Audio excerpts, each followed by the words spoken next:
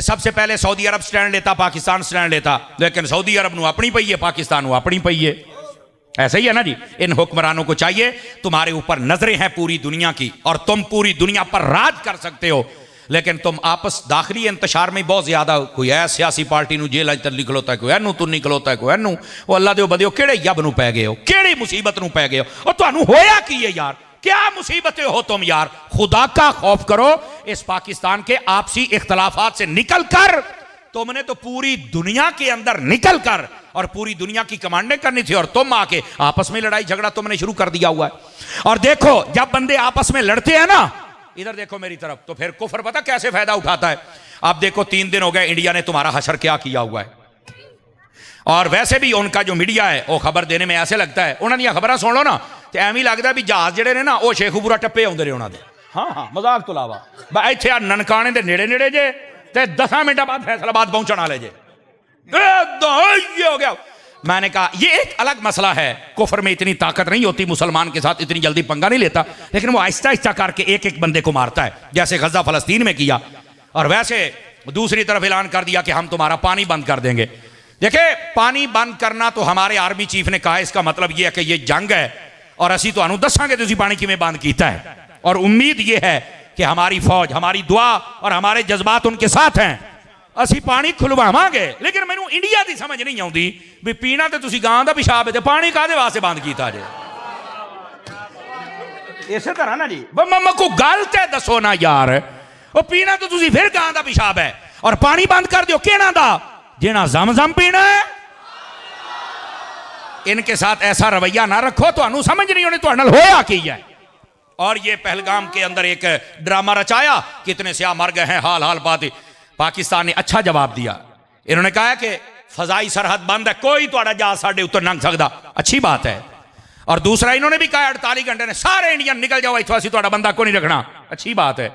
और साथ में बॉर्डर उन्होंने कहा तुसीं बात ऐसी भी बंद कीता, असीं कोई चूड़ियां नहीं पाईयां। और हमारे आर्मी चीफ साहब ने यह भी कहा है, उन्होंने कहा जिद्दां दा तुसीं हमला करोगे इंशाअल्लाह ओदे तो तकड़ा जवाब आएगा। और यहां पर पहली तो बात है, आलमी दुनिया को समझना चाहिए कि ये अगर जंग लग गई तो ये एक एटमी जंग होगी, याद रखो, बचेगा कोई भी नहीं, ठीक है। तो पहली तो बात है दानिशमंदी से काम ले, और दूसरी बात ये है कि ये झूठा प्रोपेगेंडा है, इससे बचें। और तीसरी बात ये है, हमारे हुक्मरानों को इधर देखो, हमारे सहाफियों को, हमारे मजहबी बंदों को, हमारे ताजरों को, हमारे सियासतदानों को, हमारी ये फौज को सोचना पड़ेगा कि आखिर ये सारे हम पर हमलावर क्यों हो रहे हैं। कहीं हम आपस में इख्तलाफ तो नहीं ज्यादा कर बैठे। आपस के इख्तलाफात को खत्म करो। सहाफती तौर पर, तिजारती तौर पर, सियासी तौर पर जितने इख्तलाफात है, तलखियां कम करो। मजहबी तौर पर जितने इख्तलाफात है कम करो, मेहरबानी करो, खत्म करो, और सारे एक पेज पर जमा हो जाओ। इन्हें बताओ हम मुसलमानों की भी हिफाजत करना जानते हैं और अपने मुल्क वतन अजीज की भी हिफाजत करना जानते हैं। समझ आ रही है हजरात के, कोई नहीं आपको? तो इस वास्ते जब मुसलमान आपस में अपनी सीटों की तरफ देखता है तो फिर कुफ्र इन पर हमला आवर होता है। लेकिन अल्लाह की रहमत के साथ हमारी फौज एक ताकतवर फौज है, और यही बात है, जिनकी फौज ताकतवर होती है उन पर कुफ्र जल्दी हमला नहीं कर सकता। इसी वास्ते 3 दिन हो गए इंडिया की हिम्मत नहीं, लेकिन उन्हें ओछे हथकंडे जरूर इस्तेमाल किए। लेकिन मेरी दुआ है अल्लाह ताला मेरे मुल्क की हिफाजत फरमाए। जाहिरी सबब फौज है, अल्लाह हमारी फौज को ताकत और हिम्मत अता फरमाए।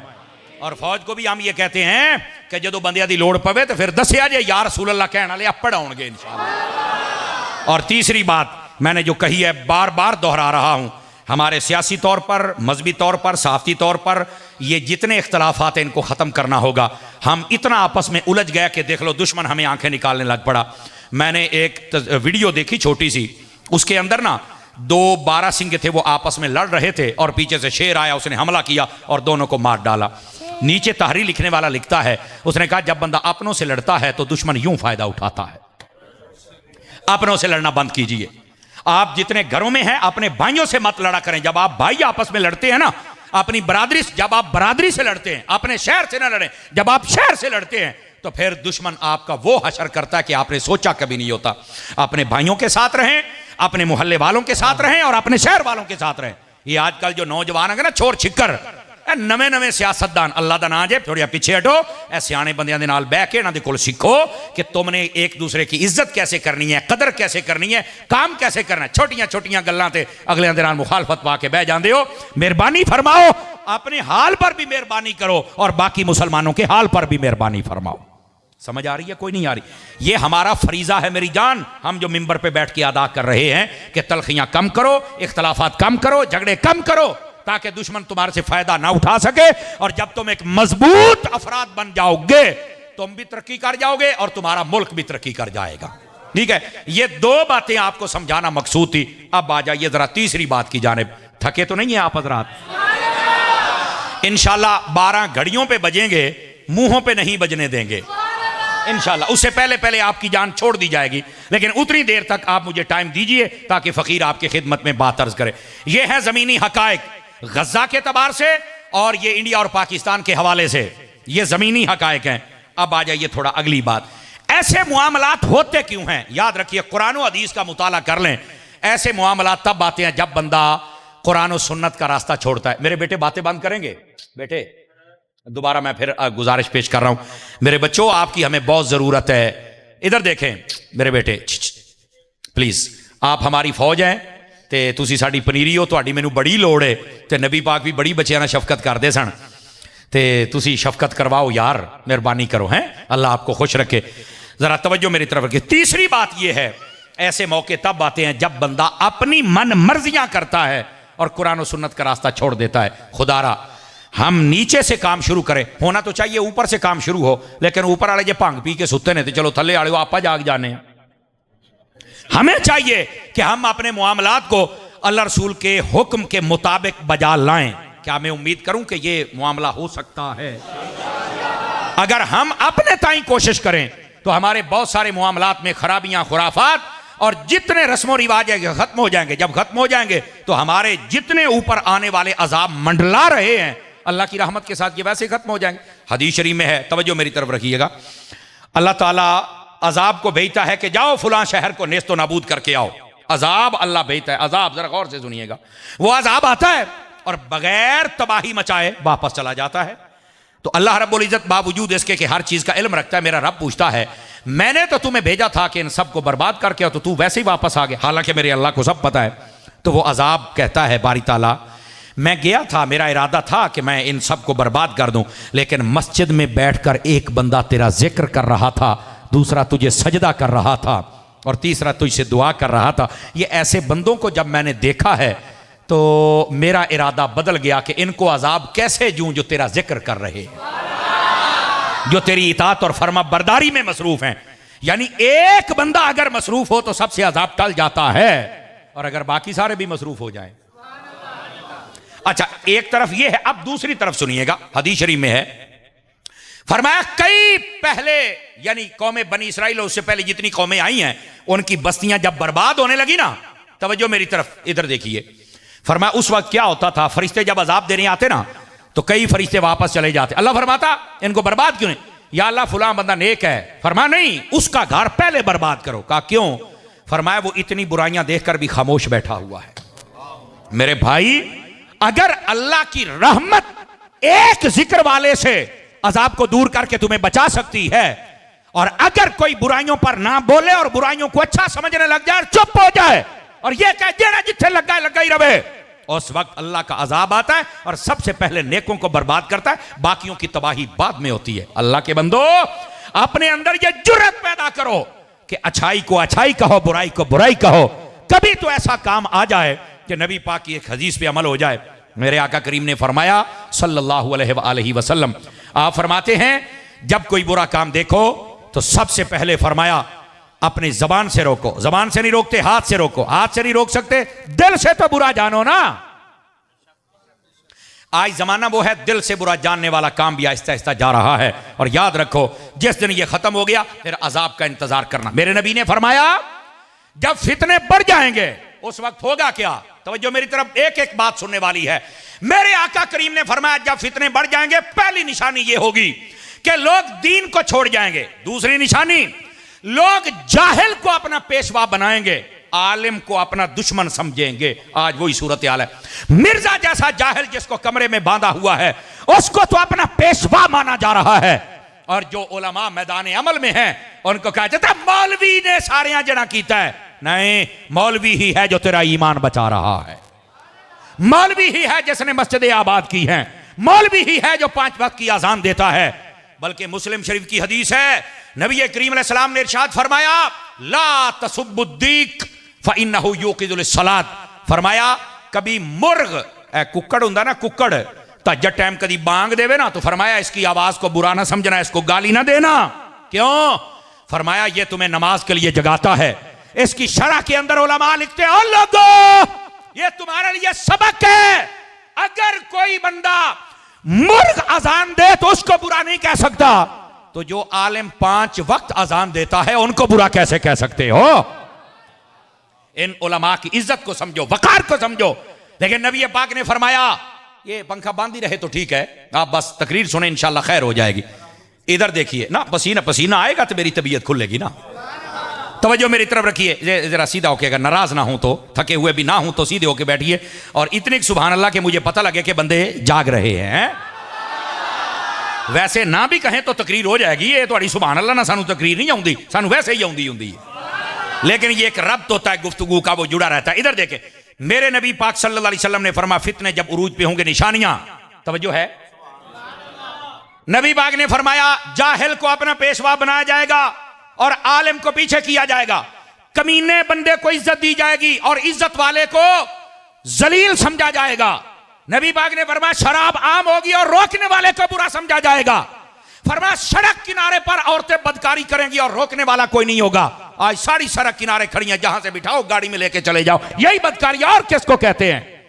मेरे नबी ने फरमाया अपनी बीवी को मां पर तरजीह दी जाएगी और बीवी की इज्जत को आगे बढ़ाया जाएगा, मां को पीछे फेंका जाएगा। फरमाया दोस्तों की इज्जत की जाएगी, अपने बाप की इज्जत नहीं की जाएगी। ये मेरे नबी निशानियां बतला रहे हैं। फरमाया खयानत आम होगी, झूठ आम होगा, धोखा आम होगा। और फरमाया उस वक्त एक और मसला, नाच गाने वालियां भी आम होंगी, जहां चाहो तुम नाच गाना उनका देख सकते हो। आज ये हालात तुम्हारे सामने है और हमारे कई लोगों ने माहौल ऐसा बना दिया, महफिल करनी हो तो इजाजत लेनी पड़ती है सिक्योरिटी की, और अगर कंजर नचवाने हो तो कोई इजाजत नहीं है, सारे कंजर खड़े होकर देखने शुरू कर देते हैं। मादरत के साथ कोई जुमला सख्त हो तो मुझे माफ कर देना, और ये सख्ती अगर हम करते हैं तो हमें भी डॉक्टर समझा जाए कि जो ऑपरेशन करते वक्त छुरी चलाता है तो तुम्हें तकलीफ नहीं होती, भी साढ़े फायदे वास्ते करता पे है, तो सानू भी मजहबी डॉक्टर समझ लो, खैर है। हुण चुप हो गए जे जनाब, हैं असी भी अगर ऑपरेशन करते पे तो निक्का मोटा सानू भी काट ला लैन दे मेरा पुत, टेंशन ना ले। तो ये नबी पाक सल्लल्लाहु अलैहि वसल्लम ने इस बात को वादे फरमाया। सवाल ये है, इधर देखें मेरी तरफ, शीशा मैंने आपके सामने कर दिया, हर बंदा खड़ा होकर अपना चेहरा देख रहे हैं, इसके अंदर कैसा नजर आता है? हर बंदे को अपना चेहरा देखना चाहिए, और अगर ये गंदी तस्वीर उस चेहरे में नजर आए तो फिर शीशे को ना तोड़ो, और मैंने शीशा दिखाया मुझे बुरा ना कहो, बल्कि अपना चेहरा धो के आओ। समझ आ रही है ना हजरात? हम सबको अपनी इस्लाह करनी होगी। ये फितनों का दौर है और इसके अंदर वही काम हो रहा है जो आप देख रहे हैं और जो मेरे नबी ने फरमाया था। जबकि हकीकत क्या है? रहमत आलम सल्लल्लाहु अलैहि वसल्लम, आपके अगर दीन को देखा जाए उसमें तो खैर है, रहमत है, शफकत है। नबी पाक सल्लल्लाहु अलैहि वसल्लम तो यहां तक फरमाते हैं कि जो किसी रास्ते पर चल रहा हो और देखे कि रास्ते के ऊपर कोई अटकल वाली चीज है, रोड़ा है, वट्टा है, कंडा है, फरमा उसको अगर कोई हटा दे तो अल्लाह उस बंदे के लिए जन्नत का रास्ता आसान फरमा देता है। हमारे दीन में तो इतनी खैर है, लेकिन आज वो कहां गई खैर? हमारे दीन के अंदर इतनी खैर है, नबी पाक सल्लल्लाहु अलैहि वसल्लम आपने फरमाया, गौर से सुनिएगा, बनी इसराइल की एक बदकारा औरत थी, फरमाया अपने गंदे मकसद पे जा रही थी, बुखारी शरीफ में रिवायत है, कुत्ता एक प्यास से मर रहा था, उसने अपना जूता अपने दुपट्टे से बांधा और कुएं में लटकाया और उसके अंदर पानी निकाल के कुत्ते दे मुंह च पाया, उसकी जान बच गई। अल्लाह ने उस वक्त के नबी अलैहिस्सलाम से कहा इस औरत को कह हमें तेरी अदा ये पसंद आ गई, हमने तेरे गुनाह माफ कर दिए हैं, अच्छे अमल कर, हमने तुम्हें जन्नती बना दिया। हमारे दीन में जान बचाने पर इतना बड़ा अजर है, तो जहां बदकार औरत कुत्ते की जान बचाए उसका ये हाल है, तो जहां एक मुसलमान की जान बचाए। बात समझ आ रही है हजरात के? कोई नहीं आ रही? हम कहां चले गए? हमने अपने रास्ते बदल लिए और फिर हम कहते हैं गजा के मुसलमानों पर हमले हो गए, फिर हम कहते हैं इंडिया सानू अखा कट है। हम अपने करतूतों पर भी तो गौर करें ना मेरे भाई। हमारे जो लेन पहली उम्मतें, आपको पता है उनके ऊपर अजाब क्यों आए थे? कुरान मजीद कहता है सबसे ज्यादा वजूहात दो बयान की है। नाप तोल में कमी करते थे, नबियों की नाफरमानी करते थे। बताइए ये कौम नाप तोल में कमी कर रही है कि नहीं कर रही? बताओ मुझे जरा। लेकिन शुक्र करो अभी पत्थर नहीं बरसे, शुक्र करो अभी चेहरे नहीं बिगड़े। नबी पाक ने फरमाया था जब ऐसा मौका आ जाए लोग बददियानती पर उतर आए और फखर समझे, फरमाया फिर इंतजार करना जलजले का, सुर्ख अंधेरियों का और बेमौसमी बारिशों का। अब इस्लामाबाद में आपने देखा कैसा ज़ालाबारी हुई, देखी है ना आपने? गाड़ियां तबाह कर दी, सारे बंदे ओए होए होए, इतना नुकसान। मैं कहा जिथे 4 बर्फ के गोले डिगे ने उथे तुसी इन्हें चीकते पे हो, तो गजा के अंदर तो इतने बम गिरे, तब तकलीफ क्यों नहीं हुई थी? हमें सोचना होगा। ये हमारे करतूतों के पेश नजर है सब कुछ। भाई अपने आप को संभालो। आजकल का नौजवान ये मस्जिद में नजर क्यों नहीं आता? ये फेस्टिवल की जीनत क्यों नजर आता है? ये नौजवान अपने दोस्तों को तरजीह देता है, अपने बाप की इज्जत क्यों नहीं करता? आजकल का ये जवान ये अखबार पढ़ता है, न्यूज पर नजर रखता है, ये रब का कुरान क्यों नहीं पढ़ता? मुझे पता है हो सकता है आपका इरादा ना हो ये तकरीर सुनने का, पर मेरा इरादा यही तकरीर करने का है ताकि सबक मिले, हमारा ज़मीर जागे और हम जिस कुर्सी पर बैठते हैं इसका फरीजा अदा करना बहुत मुश्किल है। आप दुआ करें ये हमारी तरफ से अदा हो जाए। अपने आप को संभालो।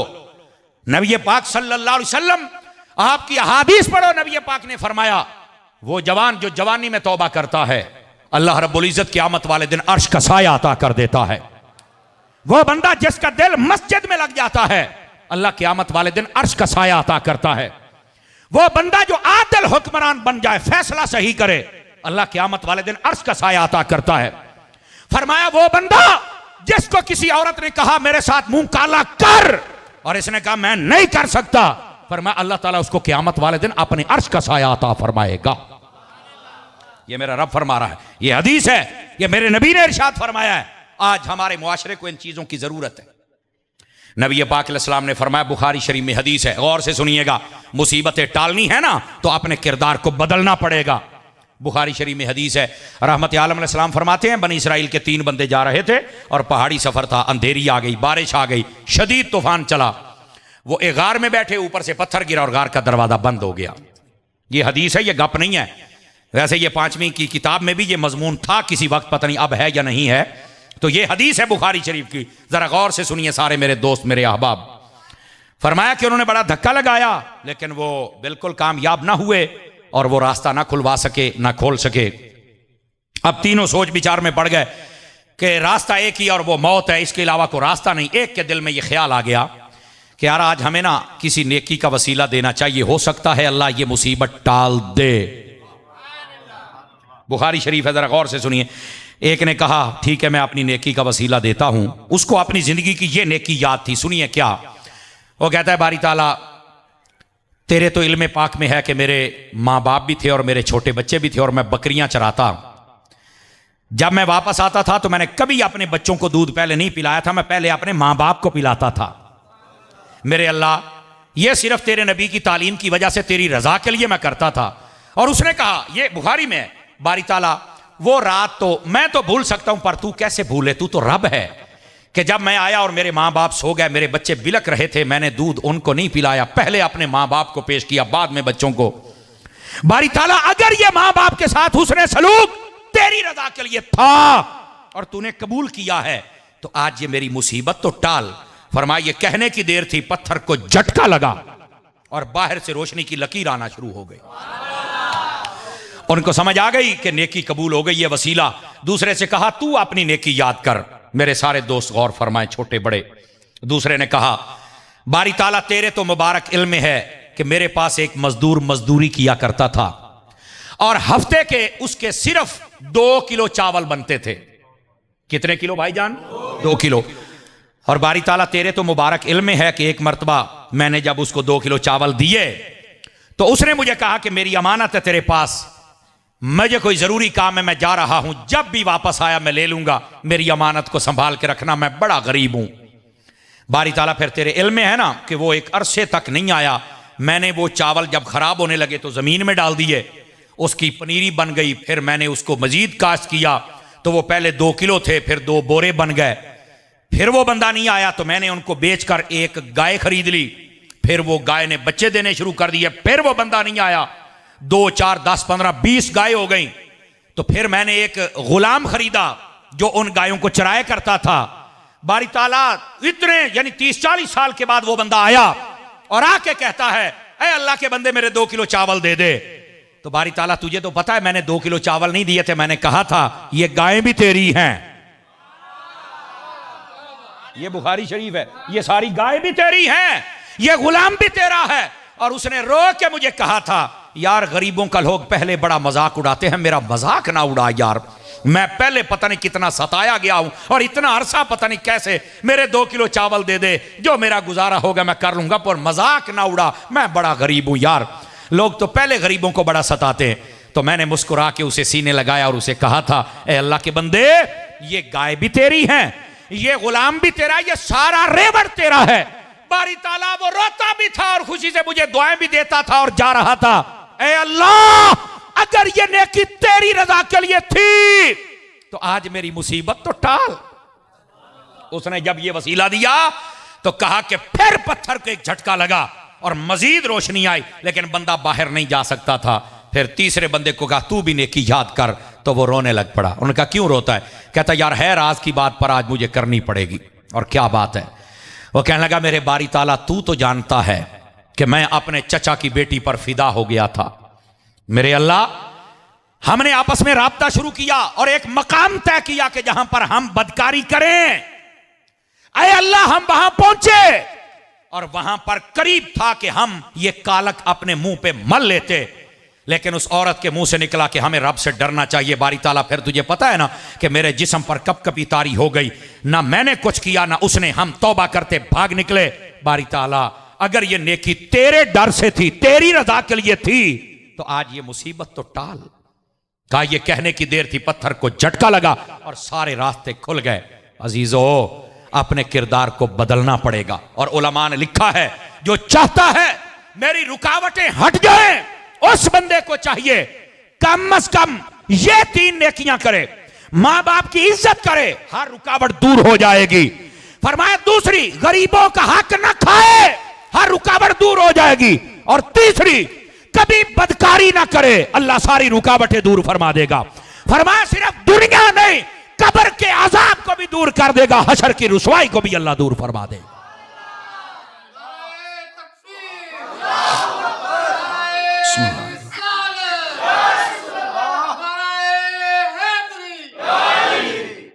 मेरे अजीज और प्यारे दोस्त, जब तक हम अपना किरदार नहीं बदलेंगे, हम अपने आप को नहीं संभालेंगे, उस वक्त तक ये रुकावटें हमारे सामने आती रहेंगी।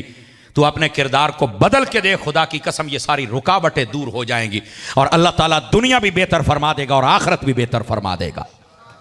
मैं गुफ्तगू को समेटने की तरफ आ रहा हूं, सिर्फ 2-4 मिनट और हैं, मैं फिर आपसे इजाजत चाहूंगा, क्योंकि मैंने वादा किया था 12 बजे से पहले पहले फकीर आपकी जान छोड़ेगा। वैसे भी लगभग घंटा हो गया है गुफ्तगू को, लेकिन इस बात को हम समझने की कोशिश करें। इतनी बड़ी तादाद में हम लोग बैठे हैं और हम सुस्तियां करते हैं कुरान पढ़ने में, नमाज पढ़ने में, और हमारे मुआमलात के अंदर कितनी सुस्तियां हैं। और लोगों ने ना अपना अपना एक दीन बनाया हुआ है। जो दुकान बना के बैठे कहते हैं इसके हलाल कमाना भी तो इबादत है, तो भाई नमाज पढ़ना इबादत नहीं है।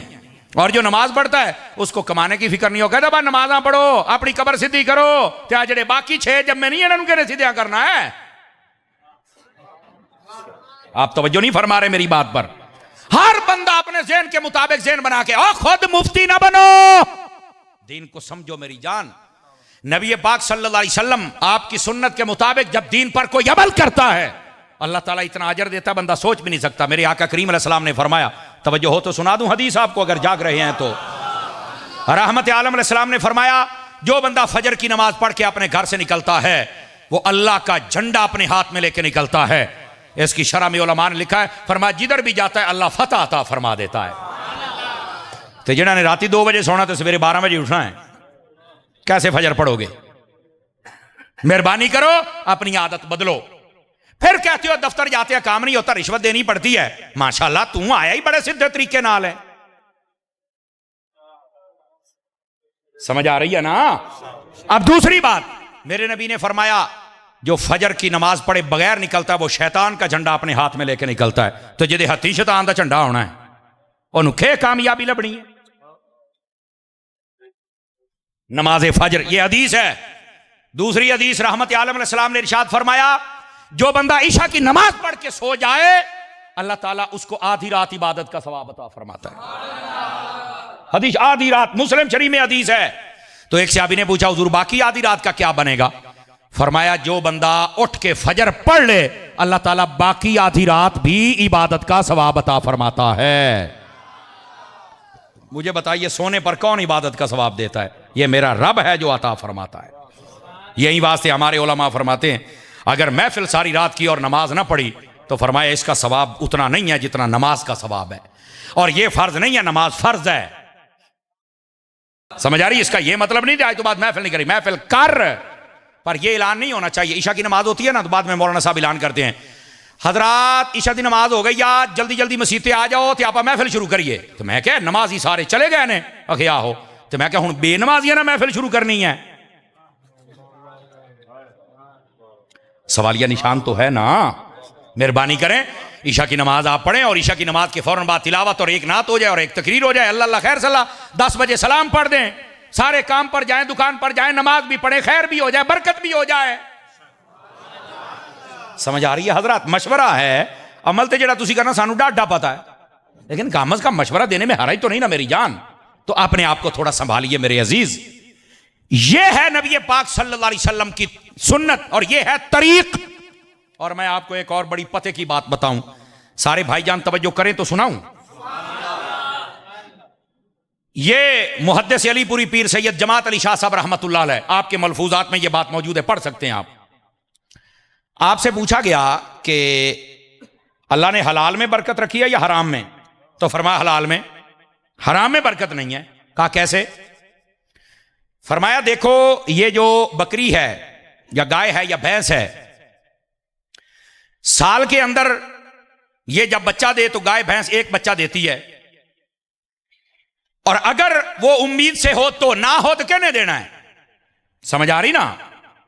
बकरी होती है तो एक बच्चा हाथ दो, हूं जिन्नी मंगाई हूं 2 वाली बकरी है ही कोई नहीं, शायद कोई होवे, वरना पहले बकरियां 4-4 बच्चे भी देती थी।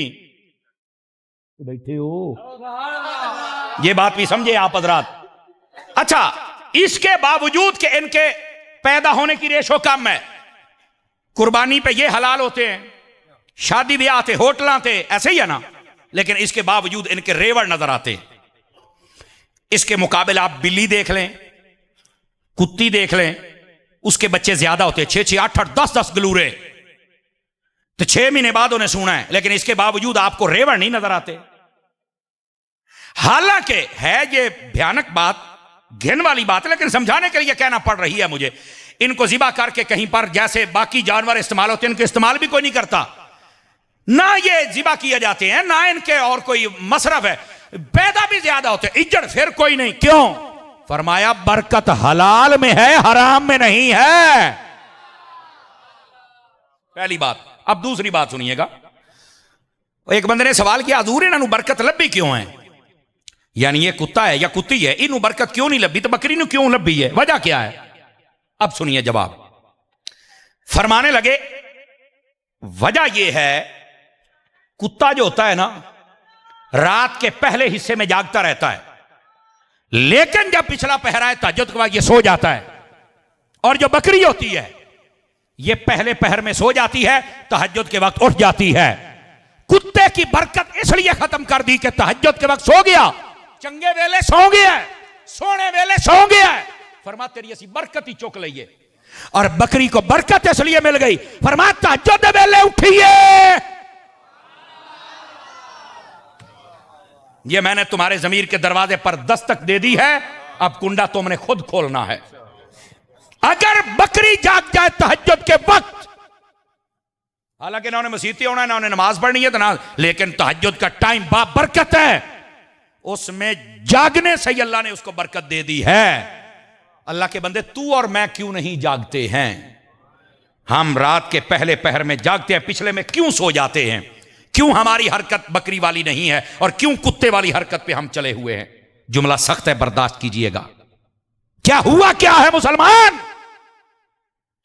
मेरे भाई आज कहते हैं बरकत चली गई, वो सारी रात तो ठेले पे बैठा रहना है, तहज्जुद टाइम होता तो चुप करके सौ जाना है, ना अज़ान फजर, ना नमाज फजर, ना तिलावत कलाम।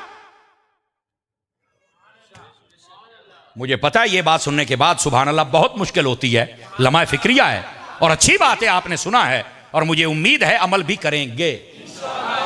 टाइम से सोएं और तहज्जुद के वक्त टाइम से उठने की आदत। और आपको पता है ये डॉक्टर हज़रात कहते हैं सवेरे उठ के जरा सैर करया करो, कहते हैं ना जी, ये सवेरे ही सैर क्यों, रात ही क्यों नहीं? कभी सोचा है? कहते हैं नहीं, वो टाइम ऐसा होता है कि उसके अंदर ये रक्शे, ये बसें, ये ट्रक और ये चीजें नहीं होती, डस्टलेस माहौल होता है सारा मौसम, यानी उसमें धूड़ ते कट्टा ते रक्शे ते ये वो नहीं होता। मैंने कहा ये तेरी डॉक्टरी तहकीक है, तुम्हें सूफिया की तहकीक बताऊं?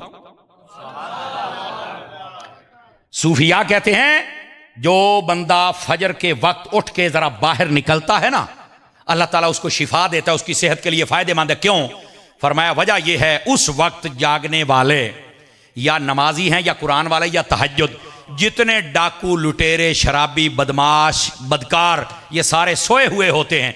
ये हवा नमाजियों के जिस्म से टकरा के जब आती है तो जो जो इस हवा में सांस लेता है अल्लाह उसे भी शिफा अता फरमा देता है। ये है असल लॉजिकल बात, ये सूफिया ने ताकीद की है।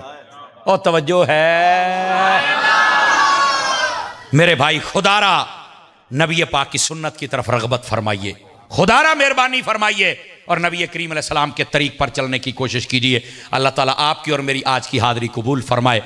मदरी चैनल देखते रहिए, दावत इस्लामी आपकी अपनी तंजीम है। अल्लाह करीम सबको खैर व बरकत नसीब फरमाए, आमीन।